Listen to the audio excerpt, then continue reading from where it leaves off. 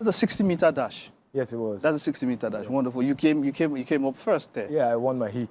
All right. I like that. Okay, so let's. How did this all? Just how very fast, as fast as you can. How did this all come together from growing up, being involved in AI and all of that? Just very fast as you can.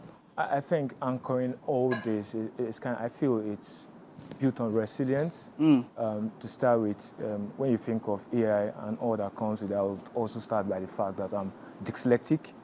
So it's difficult for me to string together about 5 sentences without having a typo. So I tell people I'm the king of typos. But I mean, you're in good company. You have Richard Branson. Richard Branson is in such company, so you're probably in good company. Yeah. In fact, when I hear it now, I think of people who are gifted, and that's what you're doing now with so much of variety with what you've done. But then, underpinning that is the fact that you never give up. You've got these challenges. You never give up. You always strive to be the best version of yourself in whatever you do. And that is kind of what keeps me going. That is the fuel behind that powers my engine, really, never giving up. I remember, you see me there representing Great Britain, but there was a time where I would celebrate coming next to last and not last as an athlete. That was when I was in high school, secondary school. In fact, some of my classmates in secondary school still don't believe I'm a good athlete because I wasn't good in secondary school. Secondary school, interesting. Yeah, so it's about resilience.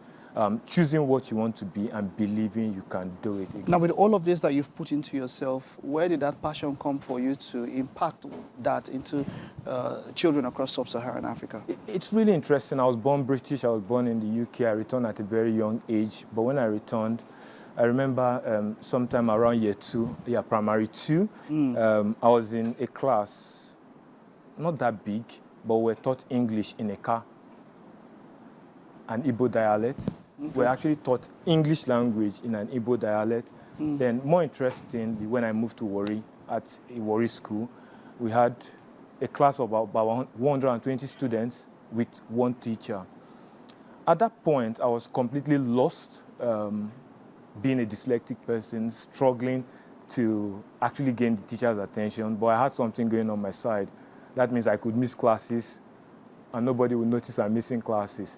But then, after all I've done in my life, I feel it's time for us to help those children in that difficult position, one in about 120, one teacher to 120 students, to actually help them thrive in their learning. I was fortunate enough to end up at the University of Cambridge, got a PhD by an MBA, but some children are not in that position. So we need to look for a way to complement the educational system using advanced technology to support these children, personalize their learning, and drive progress so they can thrive in and is that where AI comes in? Exactly. How so? Yeah, I think AI, a lot of people use the buzzword AI. I stay away from it these days. I would say more of artificial intelligence and technology. I feel they provide they replicate what the teacher does in a simplified way and in a scalable way. So a teacher can teach a child, an AI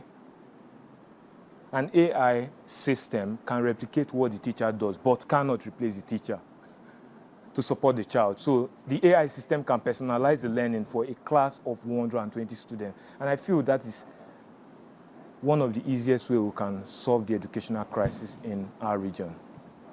Okay, so how is that acceptance? I mean, in a country where we have issues with basic electricity, you're talking about AI now, do those children have laptops or computers where they can access these kind of things and all of that? You know, considering that we still have some of these very basic challenges, how do we now, how do they take in all of this if those basic challenges are still there? To be honest, those challenges are there, and we are aware of those challenges, but there's hope. There's a beacon of hope.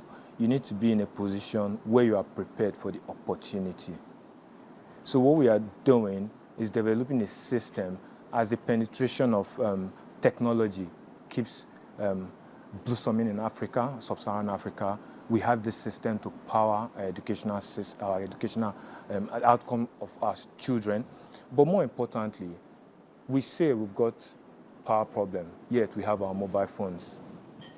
We say we've got internet problem, but yet we've got 10% improvement year to year on internet or mobile phone penetration in Sub-Saharan Africa. So it's getting better. Yes. So, and more importantly, it's better to save 50% of the continent than doing nothing at all. Okay, so how exactly is this carried out by you? How exactly do you carry this out? We've developed a system where teachers can monitor the progress of their children. Okay. Parents can monitor the progress of their children. Oh. That's taking assessment to the most basic level. When I was in school, you tell me, oh, you got a D in maths, but how do I get a C? Nobody knows.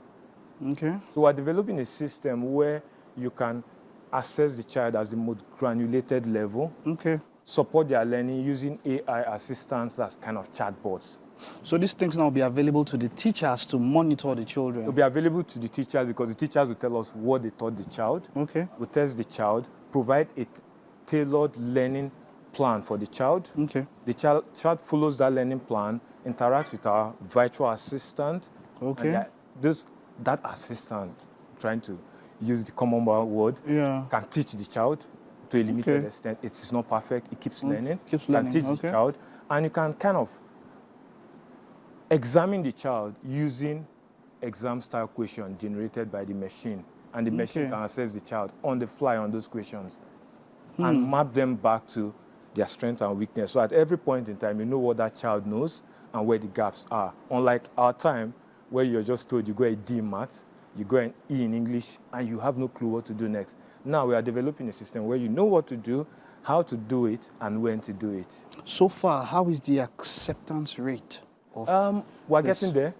I wouldn't say it's as much as we expected, but we're getting there. But the most important thing is the acceptance in the audience. Then we'll come to the skill. That is, people want it. People want.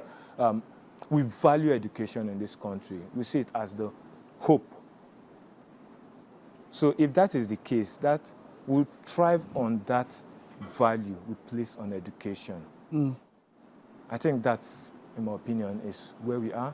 The acceptance is not where we want it, not 100%, but we're getting there. All right. This is all of us here wishing you the best. This is quite an audacious task that you've taken on. Thank you. But like you, for somebody who has who's an athlete, then you understand challenges and overcoming them. Yes. So you are probably the best person to take this on. Well done. Thank you so Wishing much. you the best. Thank you so much. All right.